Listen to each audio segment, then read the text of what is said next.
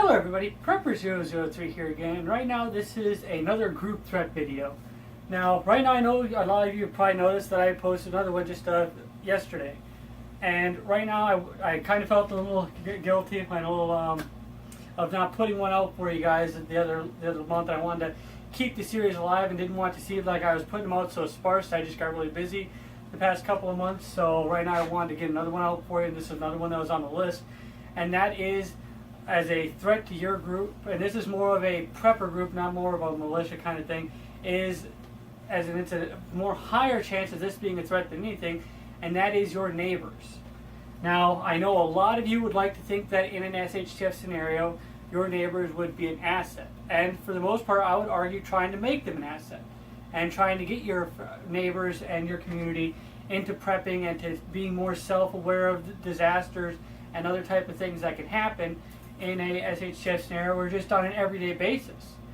But this is, as I said, this is more towards the threat part of it and how they can pose a threat to you and some ways to kind of prevent that, because it's a little bit of a different one. It's not so much of an organized group or anything like that, like the militia video that I posted, where it's an organized group, but this is something where somebody will be more based on emotion rather than tactics, to where one day they might be fine and then the next week they're all of a sudden now really desperate for food, and now they're trying to break into your house because they know that you have preps. And how do they know you have preps? Because that's the thing about neighbors, is that you might notice, and you've probably even noticed too, stuff that your neighbor does. So they might notice you getting bulk deliveries of MREs, or they might be noticing you're getting a lot of canned goods and bringing them up and constantly going and shopping and bringing home extra food, more than your standard family is eating. They might notice, for example, you're walking out of your house every weekend with a gun case, so they might know that you have firearms, or that you you hunt, or something along those lines. So and this is going to also kind of intersect onto the gray man kind of theory, but they might also notice other things as well about your preps, like you're bringing a lot of water in, or you're constantly going out to a cabin as well. So that's just some things to think about as well. So and the biggest thing is that while neighbors can really help you, is that they can work against you as well. So all of that talk, and I know there's a lot of talk about getting your neighbors organized to work with you, they can also get organized to work against you. And it can become a situation where it's the haves and the have-nots, to where you're the group that has the haves, you have the stuff that they need to survive. You have food, you have water, and sure, you would like to share that and help them out, but depending on the situation, you might not be able to share that food because it's looking like it's going to be a long-term SHTF scenario. As if it was a 3-day disaster, like maybe, for example, people have been snowed in for a week. Sure, you might be able to help out and bring some food and stuff over to your family. But, well, to not your family, to their family. But then again, that can also work the other way around. So that's just one thing to be aware of, is that your neighbors could organize to attack you. So that's one thing that I would say, is to just be cautious and prepared, especially if you're planning to bug in as well, to have harden up your house. Make sure that you have all the areas of approach covered. And I know it's going to be hard to pull security, and I'm going to cover that in a whole different video on bugging in and bugging in preparedness. But just be sure that you know that they're not going to be able to sneak in on an unlocked door that's in the back or something like that. But just be sure not to make yourself open. Like, for example, I'm going to show you an example right here. And right now, my neighbor Bob, all he might think is that I go play tennis every weekend. And sometimes I'll put on shorts and some tennis shoes and just a standard shirt and a hat, nothing tactical or anything like that, and go out to the range and shoot a little bit to work on pistol. Or I might put on jeans and just say I'm going to change while I'm down there.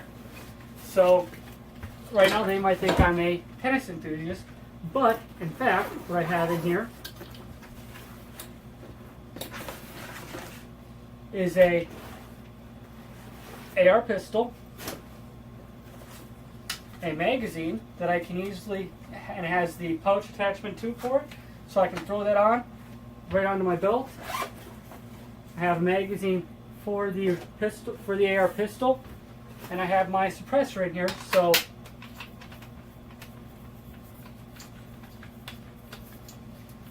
if an SHTF scenario happens, I'm now ready to go. So that's just one option there that you have whenever it comes down to it for your trying to blend in a little bit and not make yourself so open. Try to keep yourself into a lower profile. Try not to let your neighbors know what you have.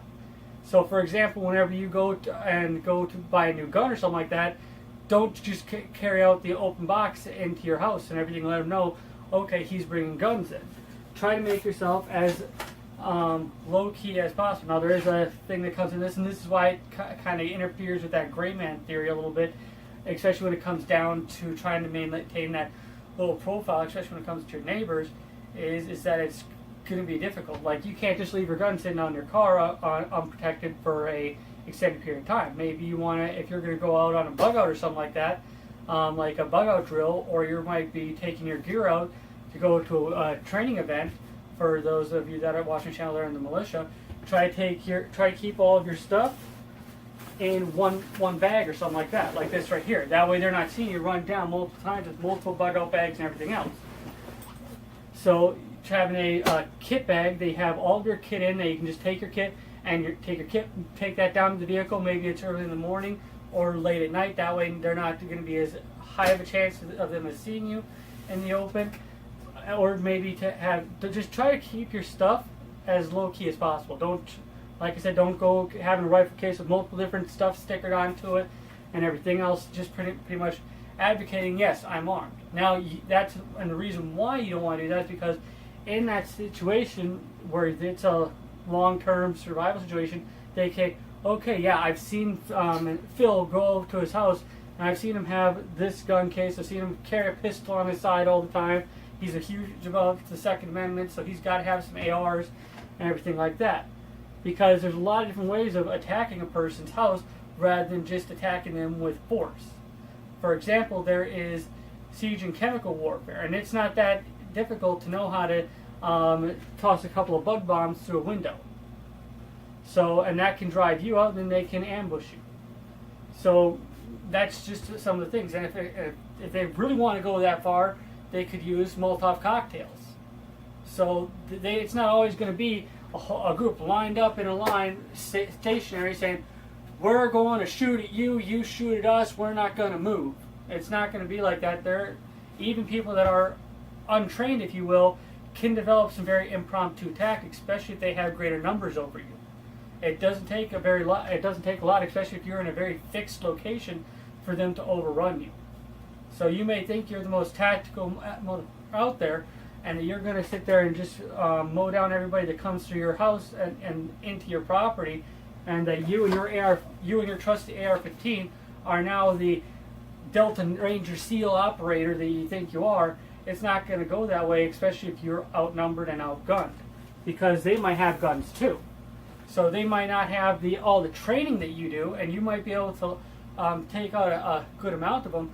Trying to preempt that fight is something that I would say is a better option than trying to prepare yourself afterwards. Because while it's important to get firearms training and to train with your firearm, it's also important to try to avoid that situation. And that's where it comes down to your neighbors being able to organize against you, being able to observe you and what's going on. And like I said, it could be a very bad situation for you. Now, as I mentioned, you want to have them on your side rather than against you. But I'm just going from the threat aspect of it, is that they observe you and they know your habits, and they also, if you are very careless about it, they'll know you're armed. They might know you're a prepper if you're really open about it. So that right there in an SHTF scenario really hurts. And another thing is what happens if they're attacked by another more greater force. Like they might be attacked by a gang, a government force, something like that. And now all of a sudden they're trying to save their own butts, and they're like, well, we don't have guns, but Jim over there, he has guns, he has ammunition, he has food. Now all of a sudden they're not, now you have an even greater threat coming against you, because they know and they've observed your actual, they've observed your hobby, if you will. So they know what you're doing, and they know the things that you are doing, and well, they know the things you're doing, really. So try to keep yourself in a very low key. Try to not make yourself that known about it, and especially try to keep your preppers under reps and to try to practice using as much OPSEC as possible, or operational security. Try to keep yourself off of anybody's radar. Now, don't try to be so suspicious about it. You're coming around and you're looking out your door and everything before and becoming that guy that looks like he's the paranoid guy and every time you're running out with a pack, quickly throwing in your car and then running back in your house and then come back out with another pack and throwing your car and you're driving off. That can be another thing that can drive people's suspicion up even further into watching you. So just try to act normal, but try to keep yourself to where you're not so open about your preps and to what you're doing, what you're bringing into your home. So that's one thing, and I would say the biggest threat to you is if you're bugging in would probably be your neighbors. So thanks for watching. I really appreciate it. I want to hear what you guys think about the aspect of your neighbors being a threat, and I know a lot of people are going to go and put in the comments down below that, oh yeah, I want my neighbors to be my friend. I do too. I'm not saying that I don't want to try to bring my neighbors in and be an asset to me as a force multiplier for my preps and for my survival group. I completely agree with you there. I'm just saying that there are some threats that neighbors bring to you in an SHTF scenario because they want to protect their family and you want to protect your family and they want their family to survive, and it might come to the point where their family and their needs outweigh yours in their eyes. So thank you. I really appreciate it. Have a great day.